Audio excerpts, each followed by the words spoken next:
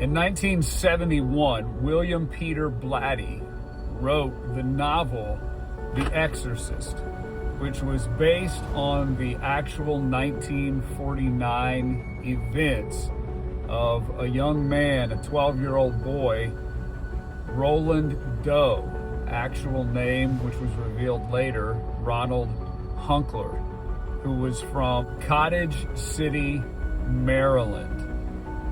Hollywood picked up on this book really fast, and in 1973 put the story out with a few changes about a girl, 12-year-old Reagan McNeil, who was the daughter of a famous movie actress, and they lived in the movie in Georgetown, D.C. That was some liberty that they took. The real story about the boy from Cottage City, Maryland, he became afflicted with what they believed was a sickness. Although it was affecting his behavior, he became violent, he became aggressive. Marks began to appear in his body. He would wake up with cuts and bruises and lacerations. And most specifically, he woke up with the word Lewis cut, scratched, carved into his body. His family, having some relatives in St. Louis, they took this as a sign that they were supposed to get the boy to St. Louis for help. When they did arrive in St. Louis and purchased the house, which we are traveling to right now, they talked to a cousin who was a medical student at St. Louis University. St. Louis University, of course, still stands as one of the greatest hospitals in the country. It is a great teaching hospital.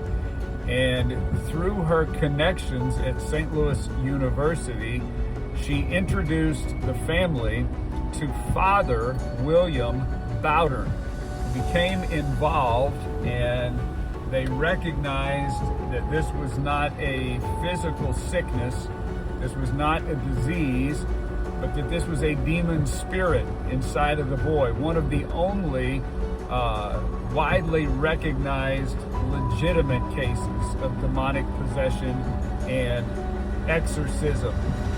The exorcism began in the house, which we're going to go to, which is now privately owned. Can you imagine being the person that lives in that house now? And they are extremely private. They don't want people to approach the house. They don't want people to knock on the door.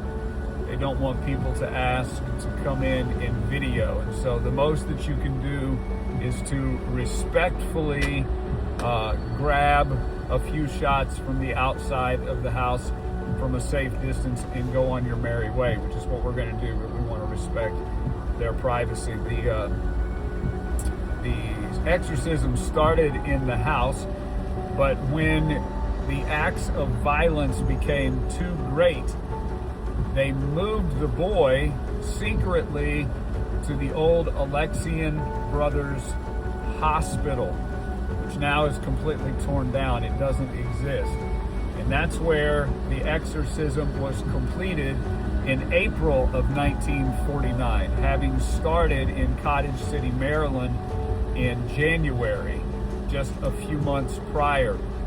And this is where the priest, Father William Bowdern, who died not too terribly long ago, and a team of priests apparently successfully exorcised the demon from inside of the boy, where he remained free. He is still alive to this day and has a very wonderful career, I believe even working some with NASA, super intelligent guy, and I wonder his views of the story today. So that is the story of The Exorcist, which became a novel, which became the movie that we know today. And I've got about 16 minutes until I arrive at the house, and so we'll give this a little break and pop back on and show you the spot.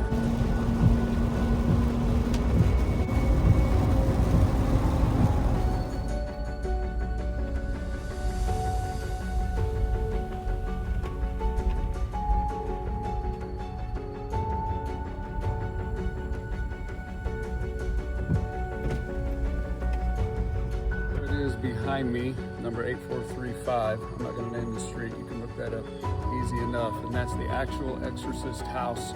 The exorcism started in that top bedroom, the one on my left, on your right. That's where they brought Ronald Doe in 1949 from Cottageville, Maryland, when the name Lewis appeared in his skin, and they took that as a sign to bring him here where they had relatives in St. Louis.